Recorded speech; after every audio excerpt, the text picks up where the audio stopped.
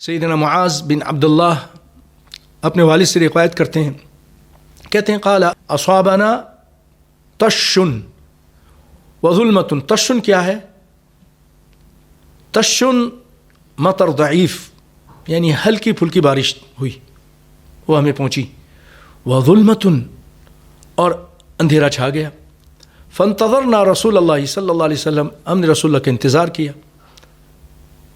لیصلی بنا، تاکہ آ کے ہمیں نماز پڑھائیں۔ فخرج رسول اللہ صلی اللہ علیہ وسلم، کائنات کے امام صلی اللہ علیہ وسلم تشریف لائے تاکہ ہمیں نماز پڑھائیں۔ فقال، اور آپ نے فرمایا، قل، معاذ بن عبداللہ سے کہنے لگے کہو۔ فقلت ما اقول، اس صحابی نے کہا اللہ کے رسول میں کیا کہوں؟ قال، آپ نے فرمایا، قل هو اللہ احد والمعوذتین حین تمسی وحین تصبح ثلاثا یکفیک کل شیء۔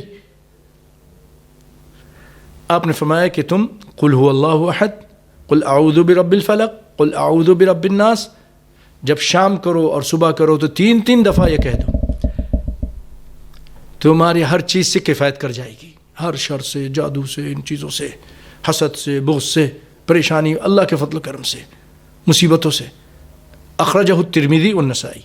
یہاں ایک سوال پیدا ہوتا ہے، بعض لوگ سوال کرتے تھے کہ ہر نماز کے بعد تو ایک ایک مرتبہ پڑھنا ہے یہ تینوں قل، ہر نماز کے بعد، تو کیا ہم جب مغرب اور فجر کے بعد پھر یہ دو دو مرتبہ پڑھ لیں؟ نہیں، وہ ایک مرتبہ اس اذکار کے ساتھ ہے جو نماز کے اذکار ہیں، اور یہ تین دفعہ اذکار صباح مساء کے ساتھ ہے۔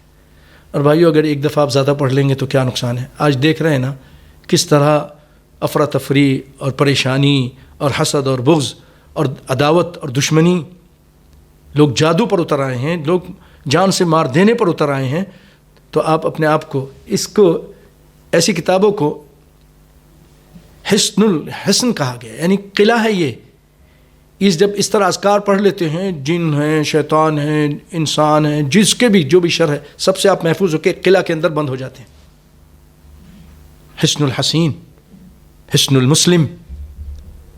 تو بھائیو، 3 مرتبہ کہنے میں کوئی حرج نہیں، کہہ دیجئے، اجر و ثواب ہی ثواب ہے، قرآن ہے۔